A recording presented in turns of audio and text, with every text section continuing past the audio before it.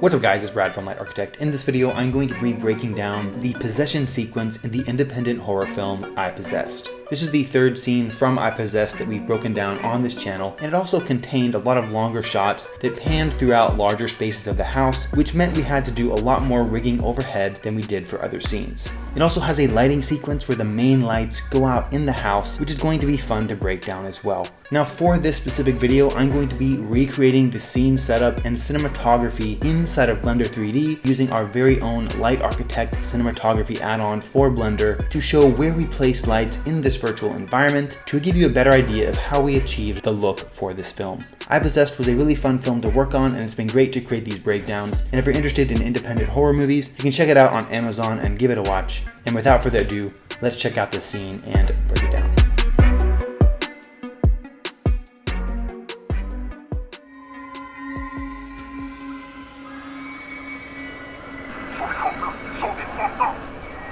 You are a soul protector.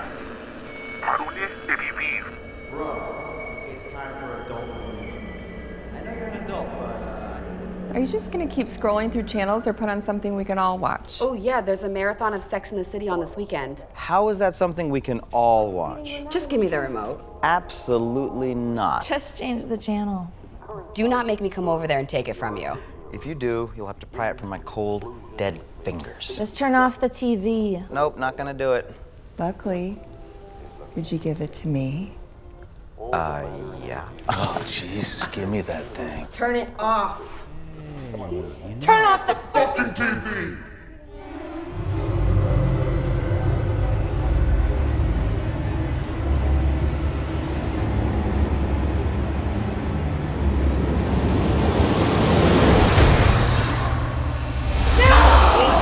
Fuck!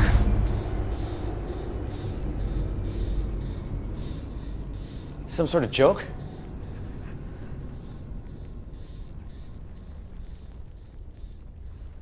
Zoe. Dad, don't.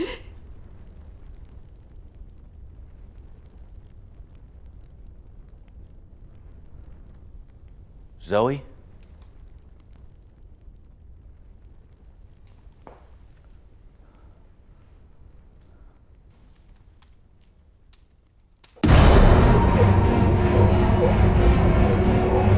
Zoe? Zoe, stop it! Zoe, let him go! Let him fucking go, Zoe! God damn it, Zoe!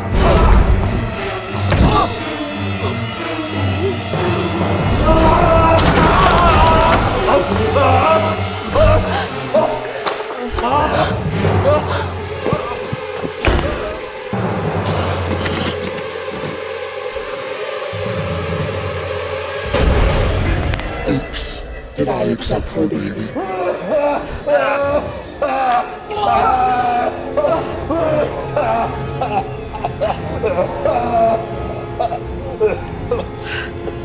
No one leaves.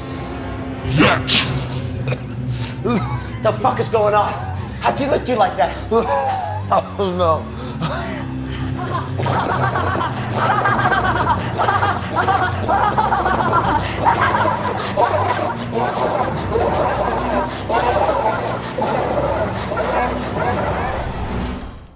Alright, so pretty intense scene there. Now before we go shot by shot and talk about the specific placement of lights, I want to go into Blender and talk about how we lit the general scene first. So here we are inside of Blender, and I've just built kind of like a general recreation of our house set here. And it's not a perfect scale representation, but I think the idea will come across fairly well here. I'll go into rendered view, and this is kind of the lighting setup that we have for the scene. Now this specific scene is pretty interesting because we wanted to have a lot more freedom of movement with the cameras. So we have a lot of our lighting coming from either outside of the house or from overhead. But I'll go ahead and break this down in a 4-step process and kind of show you the lights that we've added in those 4 steps. So here we have our scene without any lights. Now, because the electricity shuts off in the scene, we want to actually have 2 separate lighting setups for this shot. We want to have the moonlight setup, and then we want to add on top of that our lighting setup that includes the lamps that will be on in the scene, as well as our larger units that motivate from those lamps. All right, so our base lighting setup is going to be our moonlight setup. And to create this, the first thing we wanted to do was create pools of light coming from outside the house inward. So I'll go ahead and turn on this collection here, and you can see we're just pushing in some pools of light through the window and creating some shape on the back wall as well as the floor here, and just kind of breaking up the darkness with some light. And you can see if we just go outside the house, we have just 3 400-watt jokers, and we're just pushing them through our windows to create those pools of light. So that's just breaking up our space here, and we have a similar kind of idea for the front of the house as well.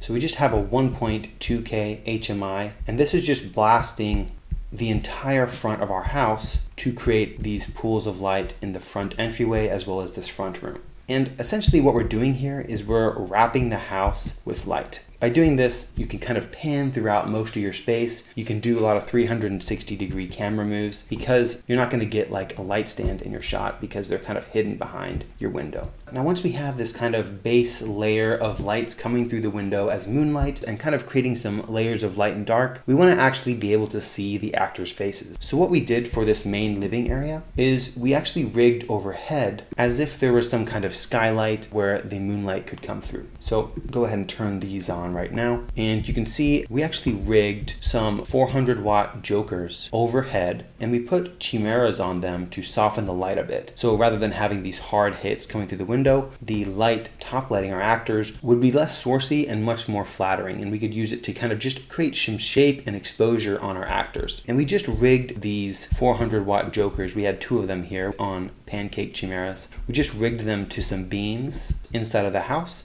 just with some rope, dropped them down there, made sure they were safe with some safety chain. And then to control these lights a bit so they just didn't go everywhere, we skirted them with some duvetine to prevent them from hitting these side walls. So you can see we're just preventing that spill from hitting that back wall there, which keeps the mood for the scene a lot better. And you can also use kind of a grid or a honeycomb. That's effective as well. But for this specific case, we just skirted the light, and you can see we're skirting it just on the wall where this light was closest to. And then we did the same thing on this side. We skirted it to prevent the light from going into this area. So we have 2 400-watt joker HMIs with pancake chimeras skirted to control the light from going everywhere and just having it isolate down on our actors. And now after this, we had exposure. Once the electricity goes out, we have a nice moonlight look on our characters here in this main living room. However, we needed there to be good exposure where our character tries to escape the front door as well. Now, since the camera was panning throughout the space, we wanted to provide some fill light in this area as well. And we didn't actually have a nice rigging point in this front area. So what we did is we took an LED panel. It wasn't actually a Sky Panel S30, it was some kind of bicolor 1x1. But we took that and we just took a 4x4 bounce on a C-stand and raised that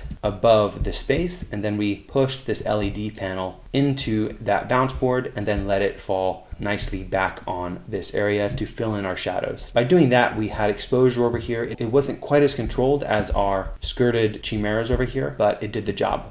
And one of the things we did with our pancake chimeras that we have overhead here is, depending on which direction in the room we were shooting, we would actually just turn one of these off to create shape on one side of a character's face or the other. And we're just trying to maintain the shadow side essentially at all times when we can. So depending on which one of these lights was flattening out our shot, we'd often just turn off one and then use the other one, and then maybe wrap the face with some kind of light unit on the ground going through diffusion. And essentially this is the moonlight setup. But in the beginning of the scene, as you saw, there are a bunch of lamps on as well. So we also needed to motivate from those lamps and then turn all of those lamps that would be motivated by electricity off at once. So we'll go ahead and put our practical lights back in here. And as you can see here, when we turn on our practical lamps, we're not actually getting much more exposure on our characters' faces. So when we turn these off by themselves, it's not much of an effect like the power's going out, for example. You're really seeing a lot from the moonlight above. And granted, our moonlight might be a little too bright in this example, but we want to have the impact of the lights going off affect the exposure in the area that these practicals are supposed to affect as well. So what we wanted to do is motivate from them in addition to having them in the scene. So what we did is we rigged another 750 watt tungsten unit in between our two 400 watt pancake chimeras. And actually I believe it was a gem ball, but I don't have that in our Light Architect Cinematography add-on. But we just have that unit, and all of our lighting units that are motivated for the lamps in the scene are balanced at 3200 Kelvin, so they go a little bit warmer. And then of course our moonlight is balanced at 5600 Kelvin, and then we're adding a plus 1/4 green to those moonlight sources as well. But I digress. The whole point of this is that we had two lighting setups. We have our moonlight sources, and then before the lights go off, we have our standing lamps as well as the 750 watt tungsten unit overhead on as well. So we're rigging a lot from overhead on these beams here, and that's essentially how we lit the scene. Of course, for a lot of the shots, we're flying in some LED panels or we're controlling the light a little bit more, but whenever we had to pan throughout the space a lot, this is essentially what we did. And finally, of course, as you probably noticed,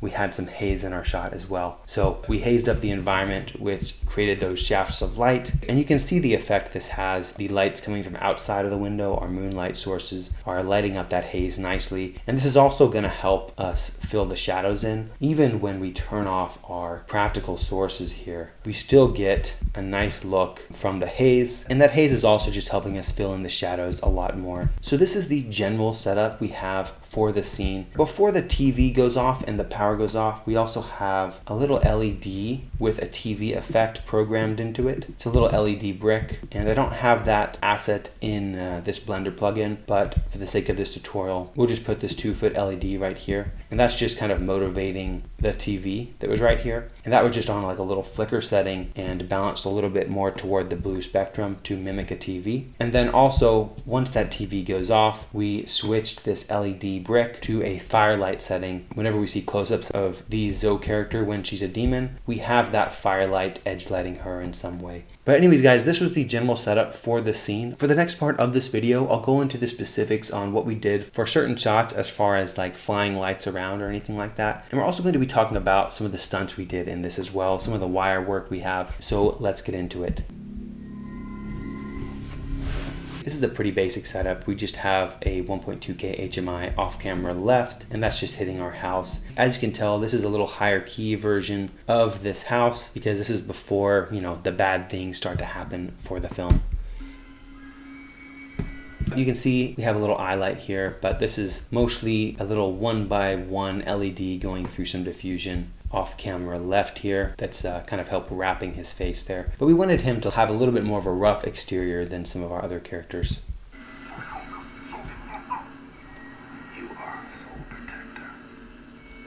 And for this shot, we're on a Dana dolly. We're just going from right to left. Pretty subtle camera move there. I think we just had maybe 6-foot rails.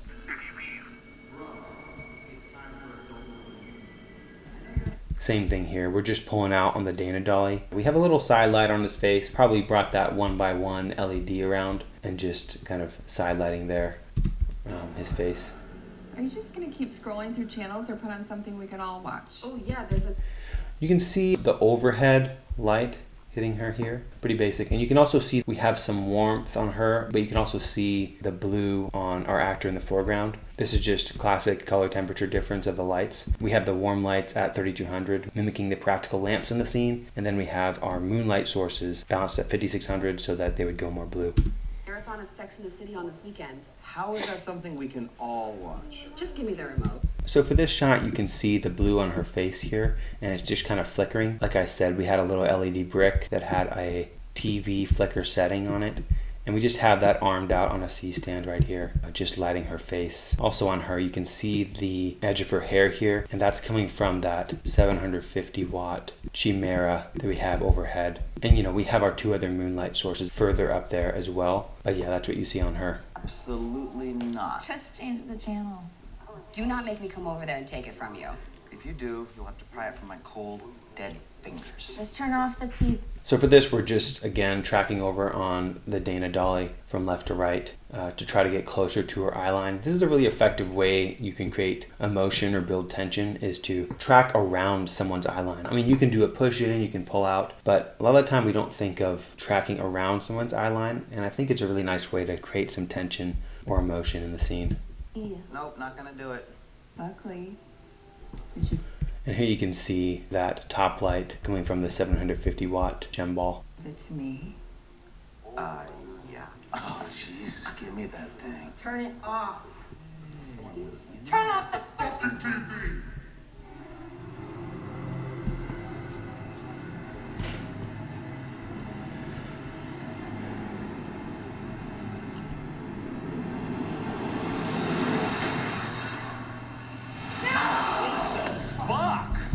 That's our light gag, and again we're turning off all of our practical lamps as well as any units that are extending those practical lamps, which is in this case just the overhead gem ball. Then we just turn that off. So we just turned those off, and then we're left with our moonlight base. And you can see we have a little eye light for her. So we brought in a little 1x1 LED panel, balanced it at 5600 with plus 1/4 green, and we just have it barely on. So we want it to be pretty dark and creepy for this specific shot. We want that difference of when the lights go off to be more noticeable. For this, we're just using that overhead 400 plus an eye light to catch your eyes there. And this is just a real fire that we kept on stalking throughout the shoot. And for other angles, we're motivating from it as well. So we bring in a little brick light with a fire setting and then create some shape with it. I'll show that in a second. Some sort of joke? Now for these close-ups, a lot of the time, we either turned off one of our 400 watt jokers on our pancake chimeras overhead to create a little more shape on our character's face, or we also sometimes just brought in another unit, either that 1x1 panel, or in some cases we even had like a sky panel S60 just barely on. And that's just to create the shape on our characters' faces. Even though this is a horror film, this specific scene wasn't supposed to be completely dark. A lot of the time you can push the limits of what's super dark, but the look of this film was a little bit more like Conjuring 2, for example, where they had a lot of soft boxes hidden in ceilings and stuff like that. So a little bit more of a lit horror film, if that makes sense. But there are a lot of different ways to do this. For this specific scene, we wanted to create contrast in our characters' faces while still keeping them exposed. So a lot of the time we would just fly around another unit to keep that shadow side and give them good contrast. And same thing here. We just brought in another unit to give him a little shape on his face. Zuh. Dad, don't. This is kind of interesting. You can see the flickering firelight on his face as well as the moonlight. So we have a moonlight source, our 1x1 LED panel off camera right, creating this shape on his face. But then we have a firelight directly on camera, a little brick light with a firelight setting that goes a little warmer. That's just creating a little hint of flicker on his face. As he gets closer to the fire in the scene, we're motivating from that fire to create tension. And this is a good example of when we would turn off one of those 400 watt jokers overhead. So we have the 400 watt joker off camera left on, and then we turned off the 400 watt joker that's above us on the right side of camera off. And that's what's creating the shape in her face. Zoe? And this is a pretty good one. Again, we just have that main base lighting setup plus a little light off camera right to create some more shape in his face. Now we killed the Joker just above the left of frame here, but we also brought in some negative fill to create a little more shape on his face. So we're pretty much trying to kill the spill that would come from those lights coming through the window and hitting this area. So we turned off all those units to make sure he was nice and contrasty.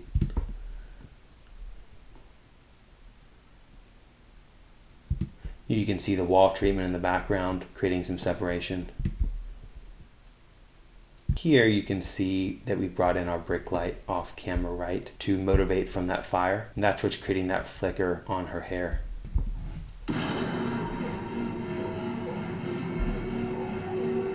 Okay, let's talk about some of these stunt shots. For the shots where Zoe lifts Tad, we actually have a wire rig and harness that's rigged to those same overhead beams that you saw inside of our Blender recreation. So Carl, the actor here, has a harness on. It's under his clothes, and then a wire goes to a point behind him on the harness, and it just goes straight up to the point on the ceiling. There's like a little pulley system on it. I can't remember exactly how that was designed, but essentially whenever the Zoe character lifts lifts Tad, we had our stunt team pull on that cable, which lifted Carl off the ground and gave the impression that Zoe was lifting Tad in the scene. And then in post-production visual effects, they go in and create a clean plate of that background, remove that wire, roto it out, and you have a shot where it looks like she's lifting him. And I actually just released a tutorial on wire removal visual effects. So if you want to check out how you would do that, I'll put a link to that in the description below.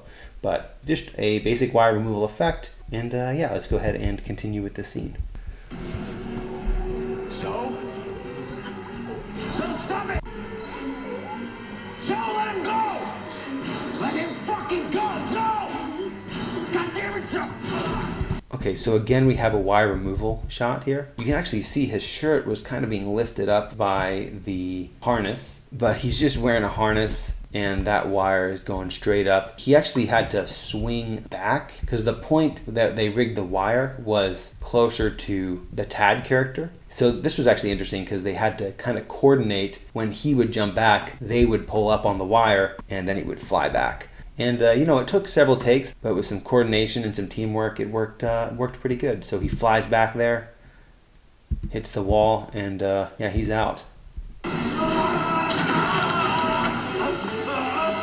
And this is an actual shot that Carl, who plays Tad here, actually did the stunt for. And we filmed this on multiple cameras, so you know, you want to try to reduce the amount of time stunts are being done for safety reasons. But he's actually just jumping down onto a breakaway table, and we just filmed it with multiple cameras. And you know, our stunt team built this breakaway table that you know, looks pretty good. Pretty nice stunt. Got hit pretty good.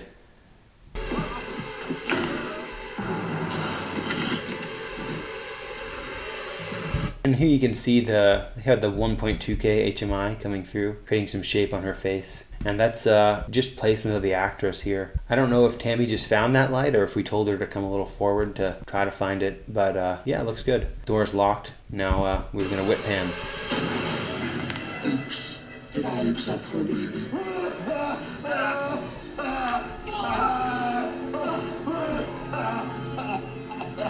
And yeah, here you can see the wall treatment from those HMIs in the background to create some shape on that wall. No one leaves. Yet. The fuck is going on? How'd you lift you like that? Oh no.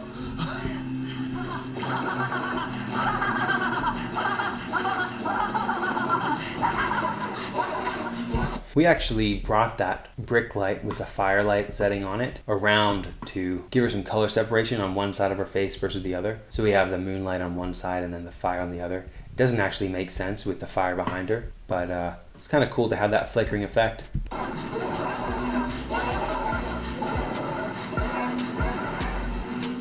Anyways guys, that is it for this video. I hope you found this cinematography breakdown useful. As always, feel free to leave a comment if you have any questions or suggestions in the comment section below. Let us know what you'd like to see next on this channel, whether that be cinematography breakdowns, visual effects tips, After Effects tutorials, Blender tutorials. Lots more is coming, and we'd love to hear what you'd like to see. I'll see you next time.